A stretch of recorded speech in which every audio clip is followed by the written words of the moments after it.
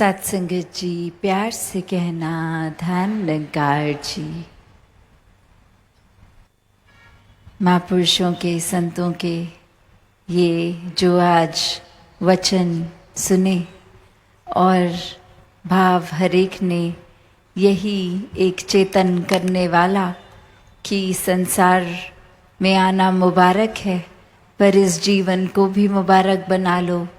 ये जीवन तो ये श्वासों ने तो अपने समय से ख़त्म हो जाना है और ये जीते जी लाभ एक उठा लिया जाए। इस प्रभु, इस परमात्मा, इस निराकार, इस ईश्वर को जीवन में हर समय के लिए बसा लिया जाए। एक इंसान जैसे ही संसार में आता है तो एक जो भी व्यवस्था है घर परिवार में, कामकाज में, जैसे भी आगे जीवन चलता है, वो सब करते हुए इस परमात्मा को प्राथमिकता जो बना लेते हैं, वो सहज में ही उनके सारे काम फिर एक निश्चिंत रूप में, एक सहज भाव में होते ही जाते हैं। क्योंकि हर पल ये पता है कि हमारे मुताबिक कुछ अच्छा है या बुरा है, ये परमात्मा का किया है तो बेहतर ही है हमारे लिए। तो ऐसे ही भाव कि जो इंसान के रूप में जन्म तो ले लेता है, पर ये जिन पे परमात्मा का रंग है वो तो वाकई ही इंसान बन के ही रहते हैं।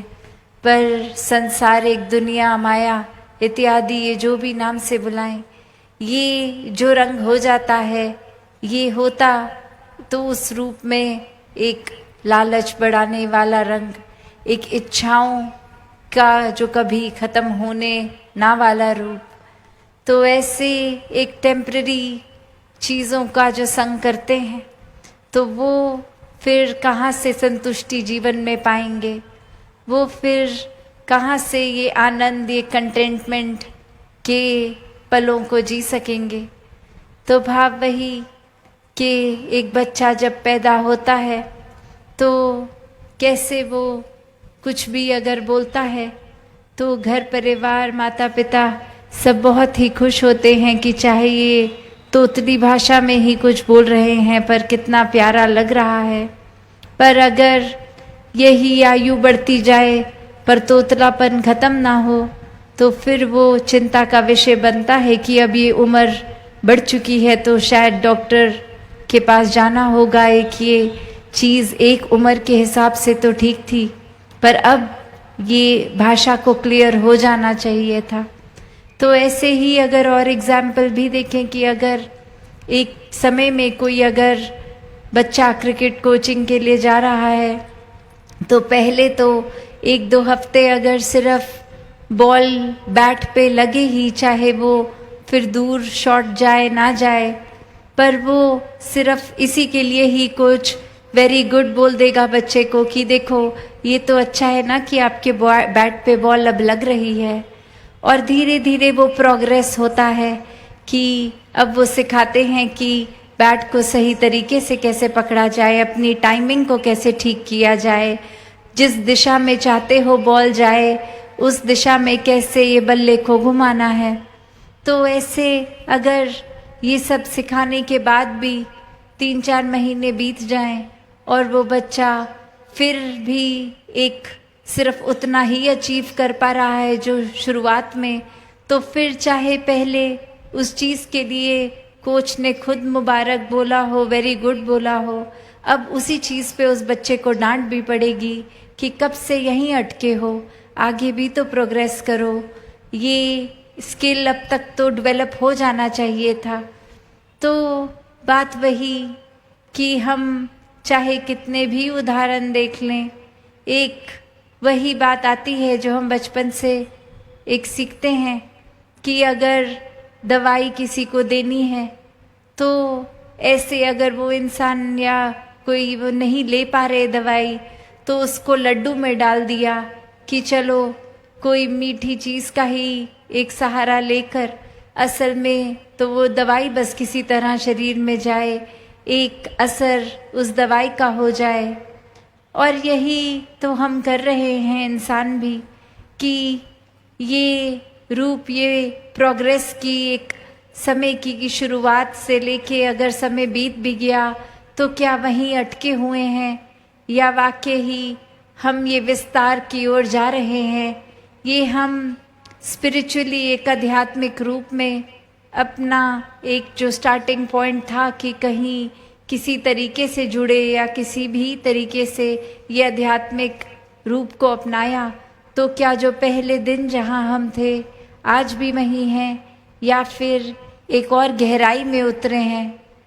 तो वही बात जो अक्सर बाबा हरदेव सिंह जी महाराज भी कहते थे कि इंसान बातचीत करना तो शुरू के जीवन के 1-2 सालों में सीख लेता है, पर किस बात को कहाँ करनी है, किस लिहाज में करनी है, मन में भाव क्या होने चाहिए, एक वाणी को मधुर रखते हुए जीवन को बिताना चाहिए, ये सीखने में तो काफ़ी अरसा लग जाता है। और अक्सर बुजुर्ग अवस्था भी आ जाती है तो भी ये एक कड़वापन वाणी का, एक दूषित बोल ये नहीं जाते। तो बात वही है कि अक्सर एक वो भाव तो आ जाता है कि कोई ना कोई वजह से ये संसार से अगर मन हम हटा के परमात्मा की ओर लगा भी लेते हैं, पर अब इतना समय सेवा सुमिरन सत्संग करते हुए भी हो गया तो भी अवस्था वहीं की वहीं। तो ये इसके लिए अपने अंदर ही झांकना होगा कि ये प्रोग्रेस हम क्यों नहीं कर पा रहे, ये गहराई में क्यों नहीं उतर पा रहे। ये और एक्सपेंशन, ये विस्तार की बात जो है, ये फिर एक चेतन अवस्था में रहकर ही होगी। ये तो अपने स्वभाव के सुधार में एक कॉन्शियस एफर्ट, एक पूरी इस विवेक से एक चेतन होकर जीना होगा, वरना तो ये आयु भी बढ़ती रहेगी, ये श्वासें भी घटती जाएंगी, ये उम्र भी बढ़ जाएगी, पर भाव एक वही रह जाएगा हमारा कि ये शुरुआती दौर का ही है। हम एक पूरा समुंदर होने के बावजूद एक कतरा भी नहीं रह पाए। तो जो हम एक असली रूप, हमारा मूल ये निराकार, ये परमात्मा है, जहाँ हर एक इंसान के अंदर वो दैवीय रूह, ये एक रूहानी बात है कि हर एक में आत्मा इस परमात्मा का ही अंश। तो स्वयं जो परमात्मा रूप हो सकते हैं, वो कितने छोटे दायरों में हम इंसान अभी भी बटे हुए हैं। अपने दिमाग को, सोच को कितना छोटा कर रखा है, नफरतों के कारण ढूंढ रहे हैं, किसी से जाति पाति या कोई भी कारण ढूंढकर एक नफरत करते जा रहे हैं। तो बात वही कि अक्सर ये नफरतों के कारण इंसान जो खुद बना लेता है और खुद के अंदर वो नफरत के कारण श्रेष्ठ खुद को बनाकर अपने ही अंदर अहंकार भर लेता है। तो कोई भी धर्म ग्रंथ उठा लें, किसी भी संत की बात पकड़ लें, तो इंसान को इंसान तो ये मानवीयता ही बनाती है, मानवीय गुण, ये ह्यूमन वैल्यूज़ ही बनाती हैं। और कोई भी ह्यूमन वैल्यू में ये बुरे विकार तो है नहीं। सिर्फ जब भी सुनेंगे ये करुणा, दया, विशालता, प्रीत, नम्रता, प्यार इत्यादि ही सुनाया हो जाएगा कि ये एक अच्छे गुण हैं। तो ये जानते हुए भी तो इतनी छोटी आयु में ये स्कूल की ही बात से एक छोटे बच्चे को पता होता है ये चीज़ें स्वभाव में होनी चाहिए, ये नहीं। फिर भी वो जानते हुए भी अक्सर ये बुराइयों को इंसान अपना लेता है, और फिर या तो इस मन में परमात्मा टिकेगा या फिर चतुर चालाकियाँ, बुराइयाँ, अहंकार टिकेंगी।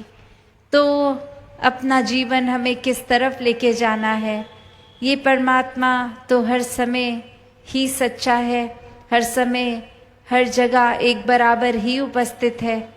फिर भी अगर हम परमात्मा का एहसास नहीं कर पा रहे तो कमी हमारी तरफ से है कि ये हमारा ही कनेक्शन नहीं बन पा रहा, ये हमारे ही मन के भाव और चीज़ों में उलझ रहे हैं और हर चीज़ों में उपस्थित इस परमात्मा को नहीं देख पा रहे हैं। तो बात वही, जिन्होंने इस परमात्मा पे अपना ध्यान लगाया हर समय, ये मन को, ये मन के तारों को इस परमात्मा के साथ जोड़े, वो तो आनंद में ही 24 घंटे रहते हैं। उनका जीवन भी चाहे फिर संसारिक रूप में उतार चढ़ावों से गुजरता ज़रूर है, पर वो कोई अवस्था को मन पे नहीं लेते। उसकी वजह से, कोई सिचुएशन की वजह से अपने एक मन के संतुलन को नहीं खोते हैं। ये बैलेंस बना रहता है, ये स्थिर मन सहज जीवन इस तरह जीते हैं। तो जहाँ भक्ति में सबसे पहले ये प्रेमा भक्ति की ही बात होती है कि यही एक ज्ञानी संत हो के, ब्रह्म ज्ञान से युक्त हो के, फिर परमात्मा से प्यार करके भक्ति भरा जीवन जो बिताते हैं, वही जीवन एक श्रेष्ठ जीवन है, मुबारक जीवन है। और हर किसी के हिस्से ये जीवन आ सकता है। हर कोई मोक्ष, मुक्ति, सैल्वेशन का हकदार बन सकता है। तो जीते जी ही इस परमात्मा की ओर रुझाव लगा के ये ब्रह्म ज्ञान की दात से अपने जीवन को भक्तिमय बनाया जा सकता है। तो दातार कृपा करे हर किसी पे कि एक वाक्य ही मनुष्य हैं, तो मनुष्य होने का हर पल प्रमाण दिया जाए। एक तन रूप से ही नहीं, आकार रूप से ही नहीं, पर भावों से, सोच से, व्यवहार से, और इस मन में हर समय परमात्मा को बसा के दातार हर एक पे कृपा करे। सत संगत जी, धन निरंकार जी।